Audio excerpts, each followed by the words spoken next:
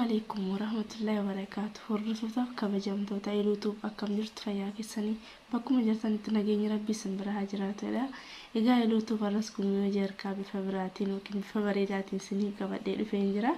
Guminoo jarkaa keenyaa kunis yeroo darbe viidiyoo tokko dhiyeessanitti agarsiiseen ture haala kamiin akka boorsaa harkaatti dhaannu isinitti agarsiiseen ture. Har'as kan nuti dhaannu boorsaadhuma ta'ee bifa biraatiin yookiin dizaayinii biraatiin haala kamiin akka itti dhaannu isinitti agarsiisuuf qabadheen dhufee jira ana waliin.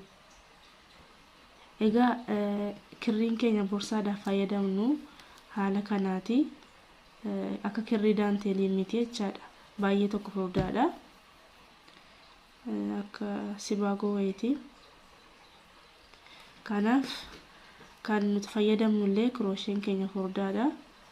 Afur tuqaa duwwaa fayyadamna jechaadha. Baay'ee tokko furdaadha. Kirriin keenya gatii furdaa ta'eef kanaaf haala kamiin akka itti boorsaa dhaannu isinitti agarsiisa ana waliin. Egaa jalqaba irratti kirrii keenyaaf akkuma yeroo kaanitti jalqabannu quba keenya irratti marannee sansalata irraan jalqabna jechaadha. Sansalata gaafa dhaannu akkas goonee haala kanaan yeroo lama xalafannee guduunfanna. Erga haala kanaan dhaannee sansalata amma feenu dhaanna amma boorsaan tokko nu ga'a jennu dhaanna jechaadha. An fakkeenyaaf 30 jalqaba tokko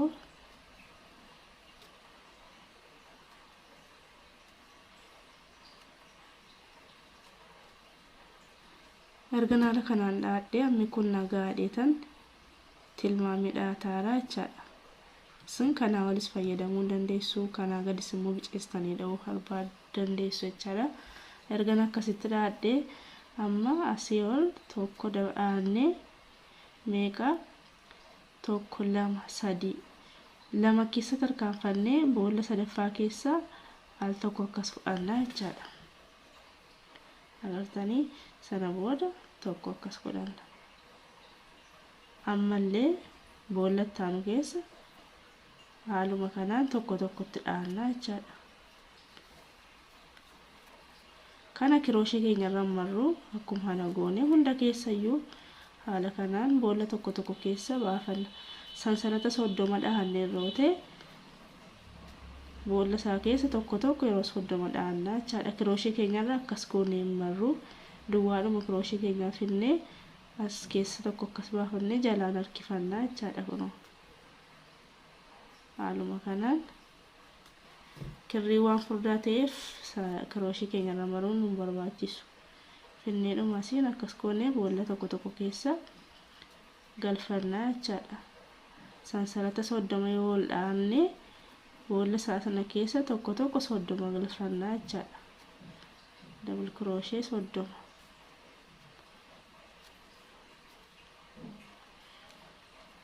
Kuwaa tokko nama rakkisu baay'ee tokko salphaadha.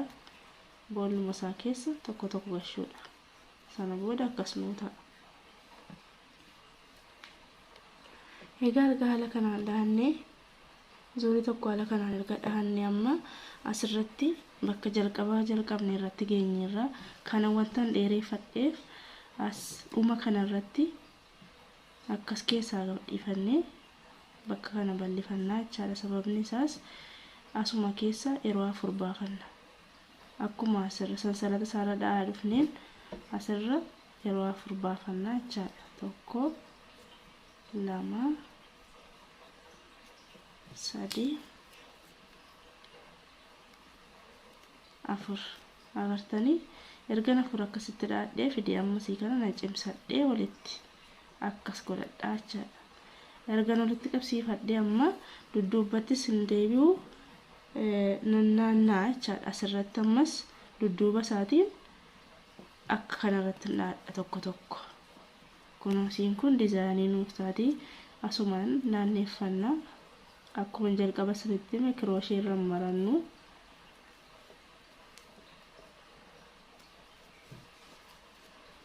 Ammallee tokkuma tokko akkuma sila dhaanneen ammas dhaannaa jechaadha. Naanneeffanne malee ofirra deebinee dhaannu asitti.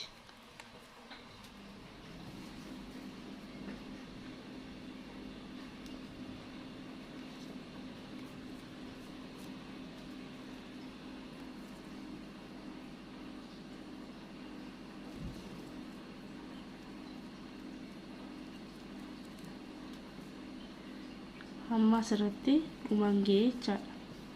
Agartanii kana jalqaba asirraa walakkaa kanaan jalqabee sansalannaan jalqabadhee walakkaa kana jira jechaadha. Erga walakkaa kanaan dhee sansalata irratti kanan dhaadhee sana booda asiin naanneessee ofirra deebi'uu dhiisee naanneesseen iyyuu asiin akkas dhaadhee jechaadha. Amma akkasitti zuurii lama bifa wal fakkaataatiin dhaannee jirra. Hojiin keenya asirraan roga furee nuuf ta'a. Asirraan garuu roga furnuun ta'u waan akka qubee caanuuf ta'a jechaadha booda. Bakki dizaayinii kun akka qubee caa nuuf ta'a jechaadha, caa Oromiffaa. Asiin immoo roga fureedhuma nuuf ta'a. Amma ergas godhadhee asirratti bakka roga furee nuu ta'u sanarratti naanneeffadhaa jechaadha hojii koo. Tokko akkas godhadhee hojii koo akkas ofirra deebisaa jechaadha. Agartanii erga ofirra deebisee amma dizaayinii biraa uumannaa jechaadha. Dizaayinii uumannus kirooshee keenya asirras marachuu dandeenya. Amma zuurii lammataa irratti filnee sirriitti mul'ata yaada. Erga kirooshee korra maradhee fidee si dudduuba asiin tokko keessa irraaf jalaan akkas lama keessa baafadha. Afwan akkas godhee tokko ammas deebisee kirooshee keeroo akkas maradhee boolluma sana keessa dabal kirooshee lama fudhadha. Agartanii sana booda aluma tokkoon akkasin harkifadha. Ergan akkas harkisee deebisee kirooshee korratu akkasin mareen boolla taanu keessa akkas al tokko qofa harkisee asumaan baasa. Ammallee utuu kirooshee korra akkasin mareen fidee boolla taanu keessa yeroo lama harkifadha. Tokko kirooshee korra maree lama. Amma kan kirooshee korra meeqanaa ta'a? Afur naa ta'a. Afur kana keessa yeroo tokkoon harkisee baafadhaa jechaadha. Ergan haala kanaan baasee boolla taanu keessa immoo dabal kirooshee tokko ittiin fudhana xalaa isaatiin kirooshee korratu akkasin mariin deebisee akkuma tokko kana keessaa baasee fideen isii kana keessa boolla haaraa keessa tokko akkas harkisa. Ergan harkisee ammas kirooshee korra akkas godhee maruu wanti isin beekuu qabdan ergan kirooshee keessaan akkas baafadhee fideedhuma asimaan akkas baafadha. Agartanii ammallee boolla taanu keessa kirooshee korra akkasin maruu siniin jedheera. Boolla taanu keessa yeroo lama harkisadha. Tokko bakka boolla tokko keessa lama harkisutti kirooshee korra nan maraa. Fidee ammas lama. Amma kirooshee korra afur naa ta'a jechaadha. Afran kana iddoo tokkotti harkisee finyoo tokko qofa baafadha. Agartanii ergan tokko qofa baafadhe amma fidee amma kirooshee korratu mareen afwan boolla taanu keessa fidee asumaan akkas galchee baasa. Ergan baasee haaluma sana akkasin qabadhaa jechaadha. Ammallee boolla taanu keessa tokko kan lammataatti maraa lama. Kirooshee korra afur naaf ta'a. Afranuu bakka tokkotti akkasin harkisee fudhadhaa jechaadha. Isiin harkisee kana deebisee boolla tokko keessa yeroo tokko qofan akkas harkisee baasa. Ergan baasee asumaan ammas kirooshee irra mareen harkisee baasa jechaadha. Boolla tokko keessa dabal kirooshee laman dhaa. Boolla tokko keessa dabal kirooshee tokkoon dhaa jechaadha. Haala kanaan dizaayinii akkasiin hafuuma.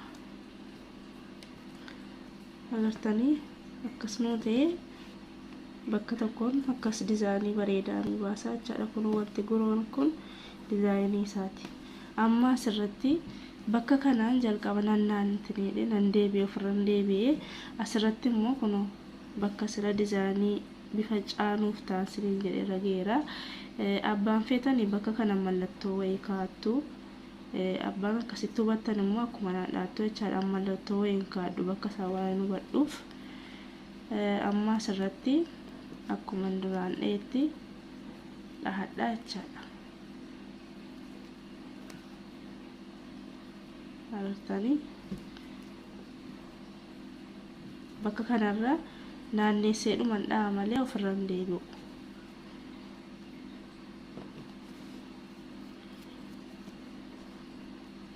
kun asirra inuma naannessadhee kun asirraan dha'ee fideen asumaan ammas naannesseedha jechaadha bakka kana.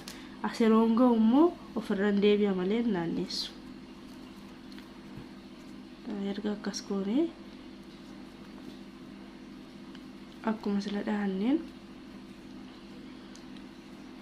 naannitti naanneffannaa jechaadha. Egaa haala kanaan amma zuurii guuteen jira. Bakka kanarratti akkuma isinitti himee kurroo gafureedhaan dhuma asirra naannesseen dha'u jechaadha. Bakka kanarra asiin naannesseen dha'u yeroo tokko akkas dhaadhee akka sansalata tokko qofa dhaadhee naanneffadhaa jechaadha. Bakka kanatti agartanii dizaayinii bareedaa itti nu baaraa jechaadha. Erga haala kanaan akkasitti dhaannee amma marsaa lammaffaa kanarra kirooshii koran akkas godheen maradha. Erga maradhee fidee kana keessa yeroo tokko qofan baafadha. Boolla tokko keessa double crochet laman dha'u jechaadha. Asirratti tokko tokkoon dhaadha. Tokko gaafa isiniin jedhu akkan jalqaba sansalata dheekee sansalata irratti dhaadhe sanatti tokkoon dhaadha jechaadha.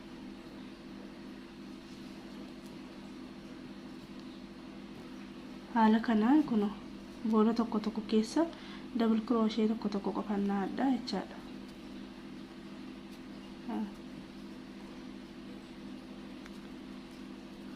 Marsaa lammataa irratti yeroo deebi'u boolla tokko keessa double crochet laman dhaadha akka dizaayinii naa baasutti. Zuurii tokko akkasitti dhaadha. Double crochet tokko dhaadha. Zuurii lammataa irratti double crochet lama boolla tokkotti akkuma isinitti agarsiisee keetti dhaadha jechaadha.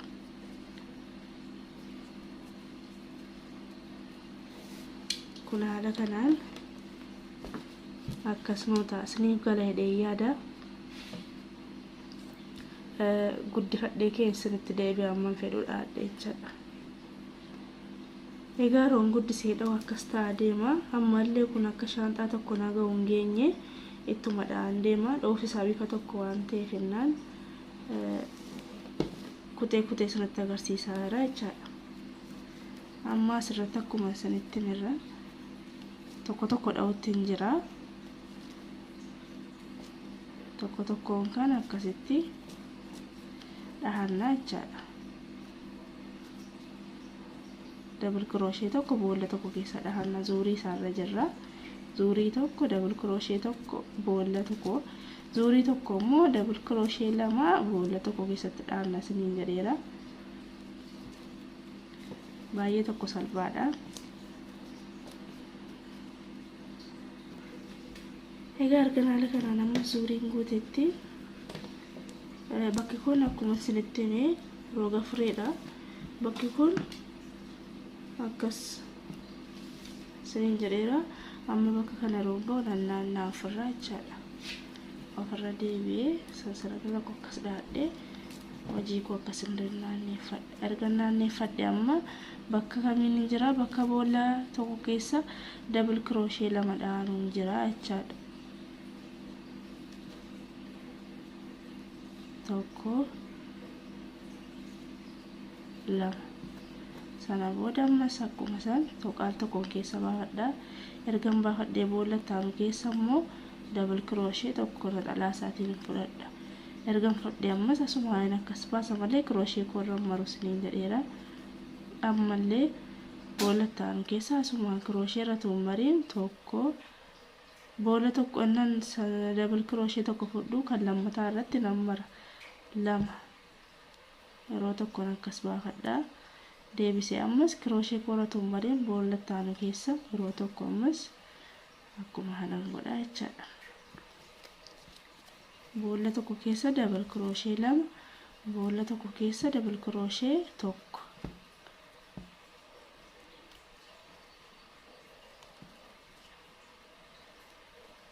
Haala kanaan tokko lama yeroo tokko akkas arginadha. Ammallee boolla taanu keessa haala kanaan